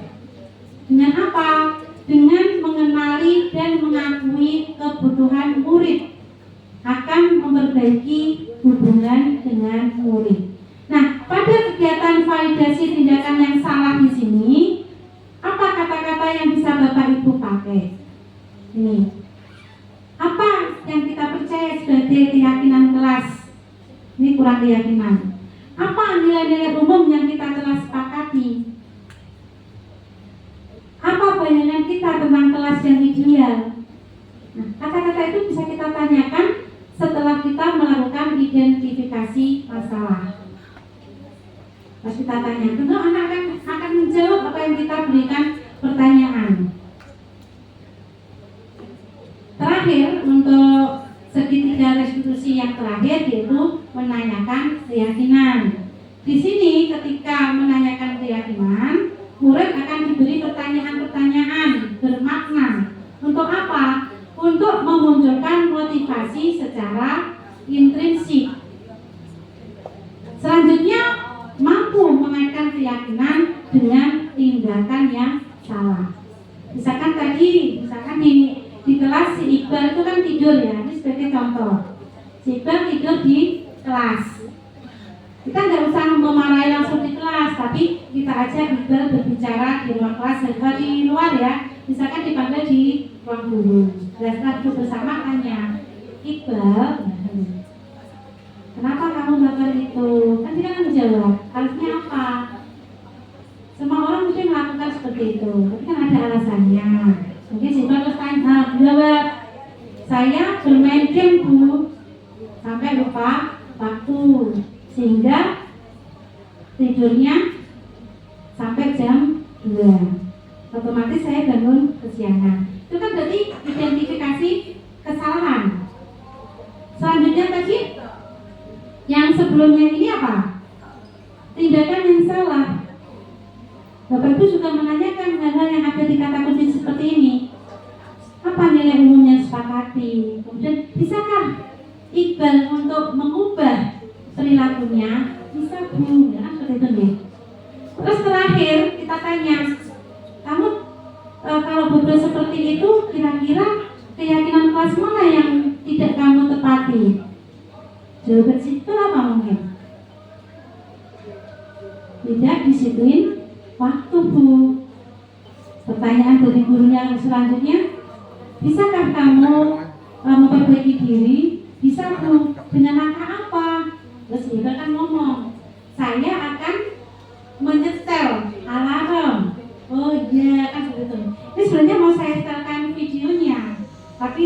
lelah, mikirnya mati HP-nya di sana, jadi saya nggak bisa catering juga. Jadi ini cukup saya berikan gambaran. Nanti untuk YouTube seperti apa saya berikan di link ya. Jadi nanti Bapak Ibu bisa melihat contoh penggunaan restitusi untuk kasus. Ada 2 kasus yang sudah saya lakukan. Untuk yang terlambat datang sama tidur di kelas, kemudian membuang sampah sembarangan. Jadi ketika tahapan segitiga restitusi tersebut sudah saya buat dalam bentuk video. Nah, selain tadi si Iqbal mungkin sudah menemukan bagaimana caranya agar dia tidak terlambat lagi dengan memberikan jawaban menyalakan alarm. Kemudian si guru juga masih menanyakan lagi, selain itu apalagi yang bisa kamu lakukan? Saya meminta orang tua Bu untuk membangunkan saya agar saya bisa bangun lebih awal. Bagus Iqbal. Nah, itu kan kasih penguatan seperti itu. Harapannya apa ke depannya? Si Iqbal akan memiliki tanggung jawab serta kedisiplinan yang tumbuh dari diri, tidak karena Bu Isna atau karena siapa, karena gurunya. Jadi harapannya nanti kalau motivasi intrinsik yang dia munculkan itu akan dijangka lebih panjang. Seperti itu Bapak Ibu. Nah, ini tentang apa itu disiplin positif, yaitu melakukan pendekatan untuk mendidik anak, yaitu melakukan kontrol diri dan pembentukan kepercayaan diri. Jadi di sini disiplin positif bukanlah hukuman. Jadi Bapak Ibu boleh memahami di sini untuk hukuman bukan disiplin positif. Ini tahapan yang tadi sudah saya tanyakan kepada Bapak Ibu. Ada 5 posisi kontrol. Yang pertama adalah kontrol penghukum. Yang kedua, kontrol membuat rasa bersalah. Yang ketiga, kontrol teman. Yang keempat, kontrol pemantau. Dan yang kelima adalah kontrol manajer. Jadi posisi Bapak Ibu berada di mana ketika menangani ada siswa yang bermasalah. Ini tipe penghukum. Silakan Bapak Ibu introspeksi diri, merefleksi apakah saya itu tipe penghukum atau bukan. Di sini seorang penghukum itu menggunakan hukuman fisik seringnya. Selain fisik juga bisa hukuman verbal dengan kata-kata kami bodoh, sudah penghukum pakai verbal. Nanti anak akan merasa aku bodoh ya, seperti itu. Guru-guru yang menekan posisi penghukum akan berkata, patuhi aturan saya atau awas. Seperti itu. Jadi ada ancaman. Kamu selalu saja salah. Selalu kamu yang terlatih mengumpulkan tugas. Ini adalah penghukum. Nah, di sini kata-katanya biasanya agak kasar dan keras. Nada suaranya tinggi. Matanya biasanya kalau emosi, melotot orang yang suka menghukum, terus unjuk-unjuk. Oh ini loh, itu orang yang menghukum. Biasanya anak kalau sudah menemui seperti ini, anak akan yang manut, menunduk. Kenapa? Takut. Tapi setelah si penghukum tadi pergi, lalu bermemelu, gitu kan? Jadi anak itu ada buntutnya di belakang, merasa tidak suka sama si penghukum tadi, ada timbul dendam atau gundul. Itu adalah tipe penghukum. Nah, Bapak Ibu, apakah masuk ke dalam tipe penghukum? Lanjut ya, yang kedua, pembuat rasa bersalah. Biasanya Bapak Ibu guru yang menggunakan tipe ini menggunakan bahasanya itu lemah lembut, sehingga si anak merasa tidak nyaman, ada perasaan bersalah atau rendah diri. Misalkan seperti ini. Berapa kali sih ibu mengingatkan kamu? Kamu gak kasihan ya sama ibu? Nanti ibu bilang marah kepala sekolah kalau kamu datang terlambat terus. Kayak gitu. Jadi lemah lembut. Jadi anak terus merasa berarti si ibu ini, misalkan saya Bu Isna itu nanti akan kena marah jika saya datang terlambat. Jadi si anak merasa apa coba Bapak Ibu? Merasa salah kan? Ini adalah tipe pembuat rasa bersalah. Sudah dua Bapak Ibu, tinggal Bapak Ibu masuk ke dua ini enggak? Yang ketiga Bapak Ibu, ini masih sama seperti yang tadi. Jadi kata-katanya lembut, wajahnya agak memelas, itu gurunya.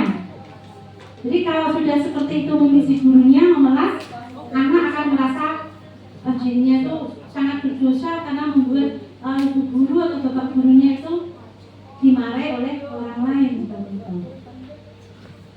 Yang ketiga, Bapak Ibu, kontrol sebagai teman. Nah, kalau ini kayak tidak ada batasan antara guru dengan teman. Biasanya kata-katanya, ayolah kata ibu, kalau kamu gak bantu ibu nanti ibu marah-marah ke sekolah loh.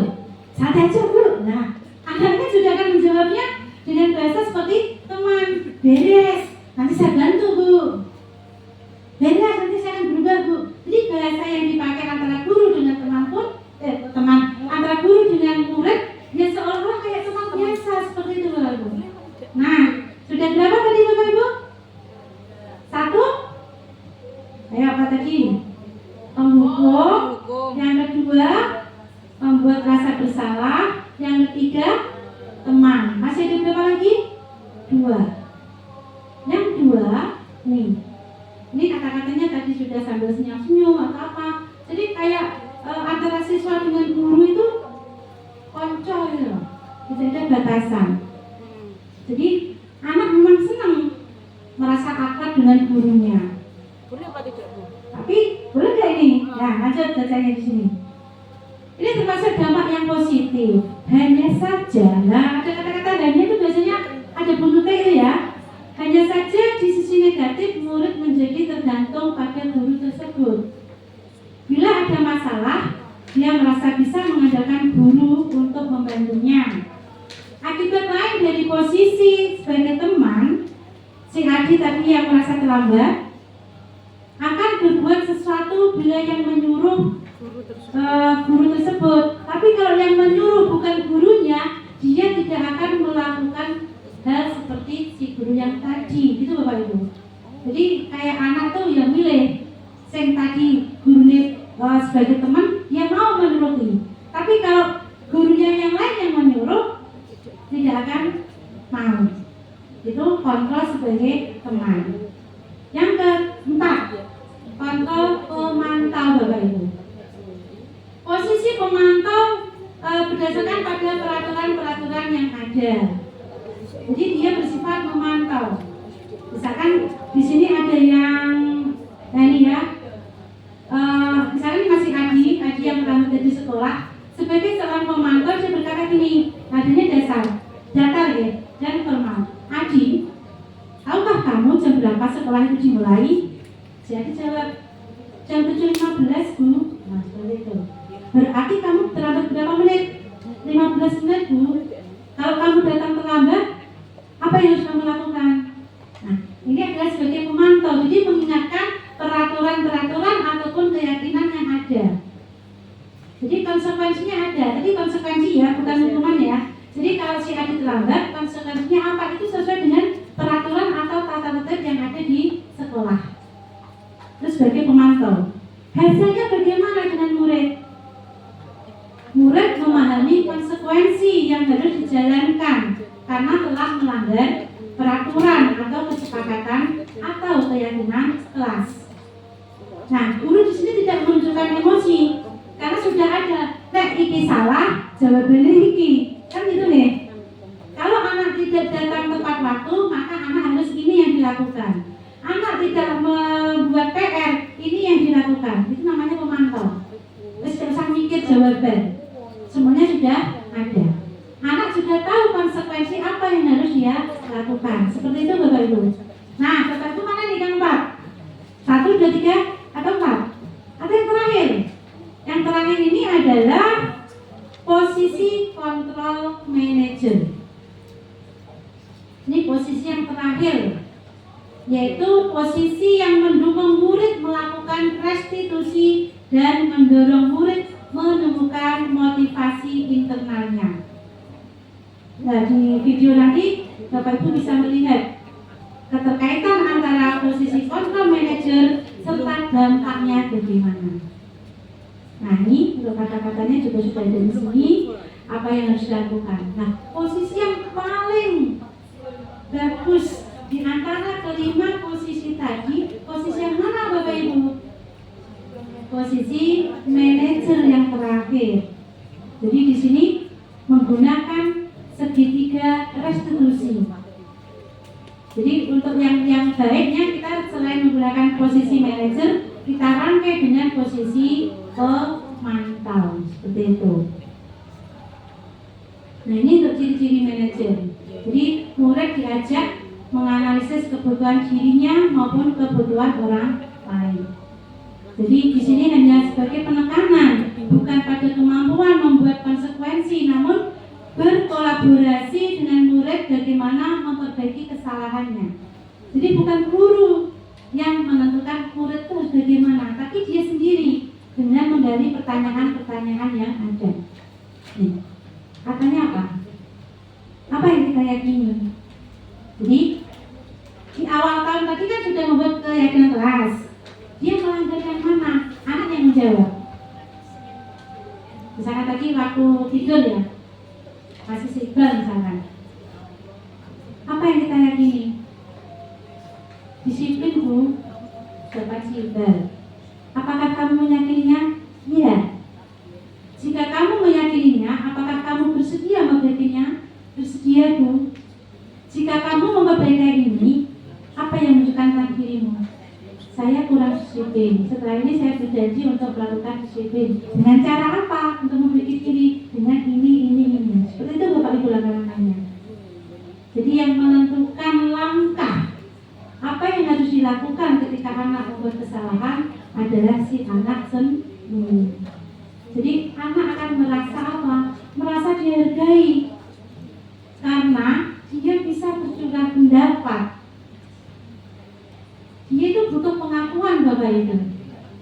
Jadi di sini nanti anak akan memiliki sebuah motivasi intrinsik agar dia tidak melanggar keyakinan kelas yang telah disepakati. Ini adalah posisi manajer. Jadi untuk posisi manajer itu guru itu lurus, tidak pakai berkaca pinggang, tidak nunjuk-nunjuk. Kadang kalau kita ngobrol sama teman atau orang lain, gini-gini kan rasanya enak kan, ngomong sama matanya digini-ginikan.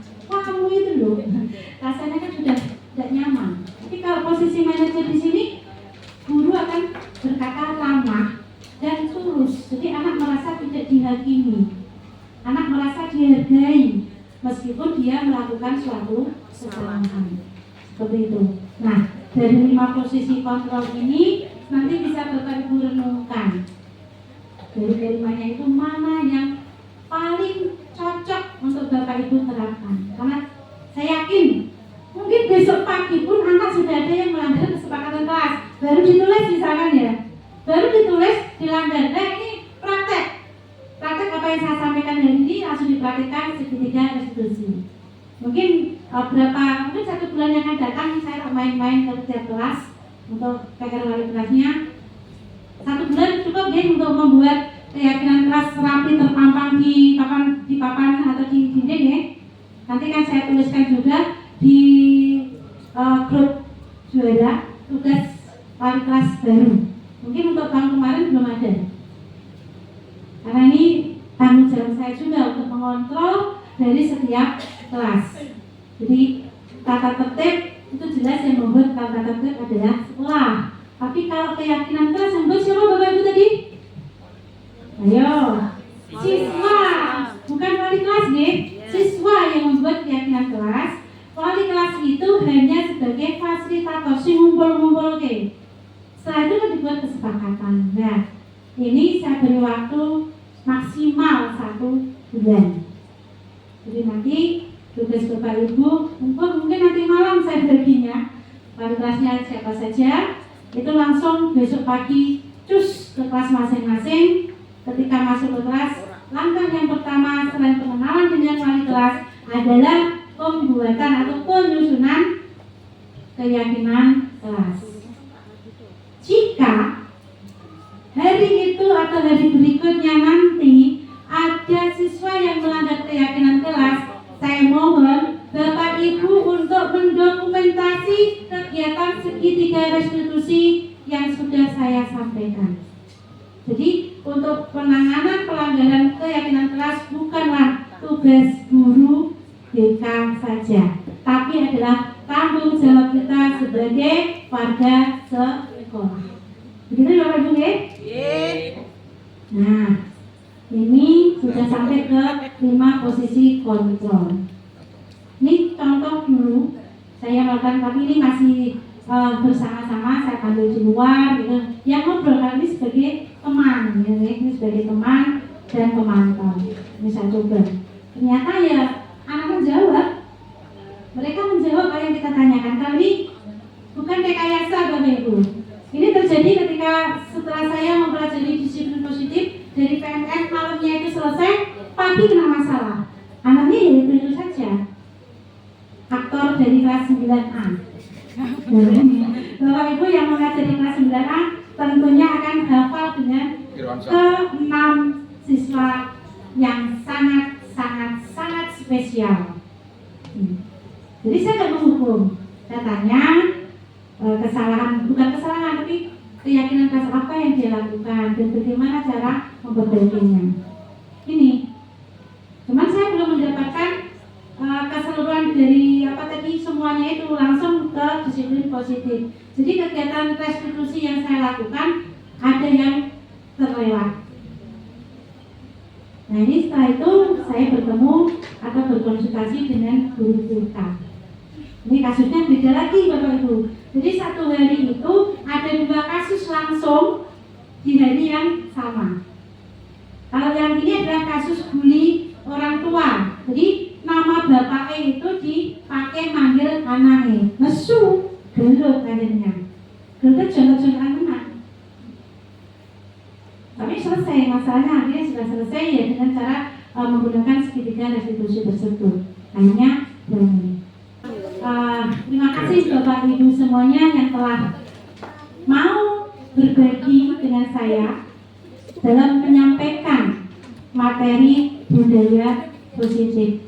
Semoga apa yang sudah saya sampaikan karena dia adalah pembekalan buat Bapak Ibu ke depannya langsung dipraktekkan di kelas masing-masing. Kemudian jika Bapak Ibu menemukan sebuah permasalahan yang ada, Bapak Ibu bisa menggunakan segitiga restitusi dan memposisikan Bapak Ibu berada pada kontrol yang mana. Apakah kontrol penghukum? Apakah kontrol teman? Apakah kontrol pembuat rasa bersalah? Apakah kontrol sebagai pemantau? Dan yang terakhir kontrol sebagai manajer.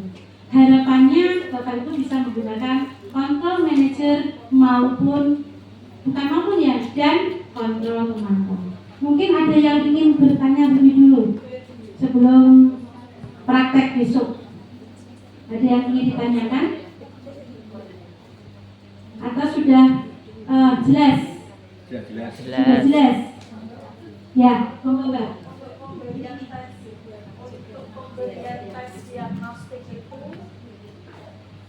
Untuk pemberian teks diagnostik awal itu kita harus buat atau boleh menggunakan aplikasi yang ada.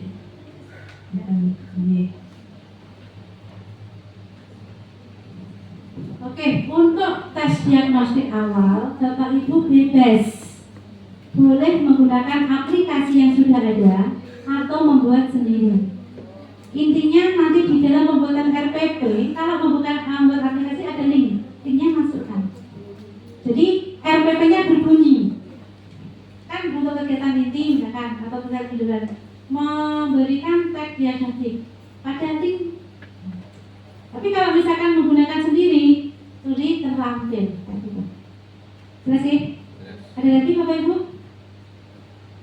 Sudah ya? Oke, jadi kesimpulan. Oke.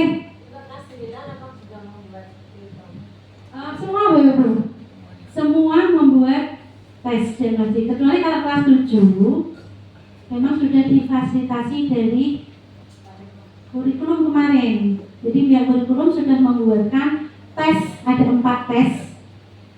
Yang satu non kognitif, yang satunya non. Yang non kognitif nanti sudah ada datanya. Misalkan dari belajar si A, yang masuk yang mana, atau kepribadiannya apa, itu sudah. Karena memang kemarin sudah dilakukan tes bersama serentak. Untuk kelas 8 dan 9, monggo. Ini saya serahkan ke guru yang bersangkutan. kita pakai bersama-sama nanti mah jamnya kan ya bawa HP tidak apa-apa asal izin. Jadi semuanya itu yang penting komunikasi Bapak Ibu.